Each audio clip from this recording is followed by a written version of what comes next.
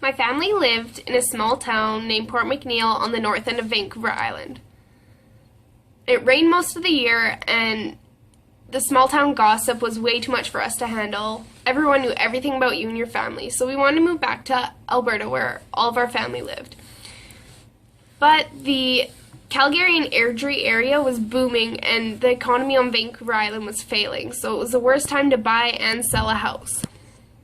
But we thought that if everything was meant to be, it would fall into place, and if not, it wasn't meant to be. My sister was in her last year of high school. She had a boyfriend and friends, but she overlooked that, and she thought that if things were meant to be, that they'd happen. And so we went to Alberta to look at houses in June of 2006. We got a realtor to show us around town, and everything we saw was not good. It wasn't good. The prices were a lot and the houses were horrible. So we went back to my grandma, who lives right outside Airdrie, to look at houses on the internet, and we found a house that had just been posted. So we called the guy, and he said that there was renters living in the house and that it would be pretty messy, but he told us where the key was, and we went and looked.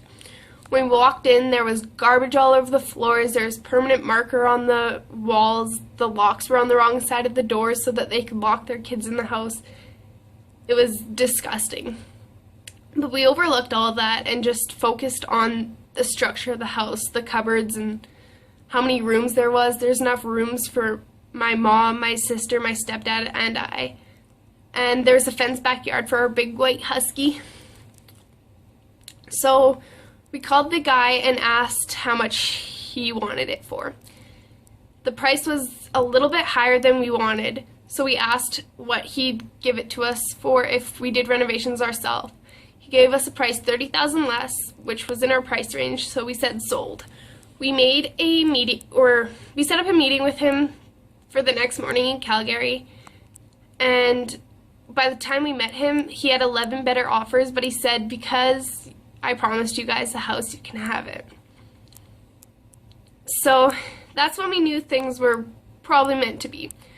We went back to Vancouver Island, and as soon as we walked in the door, my mom got a call from her old work offering her a new job with a good income, and that's when we knew that everything had fallen into place and it was meant to be.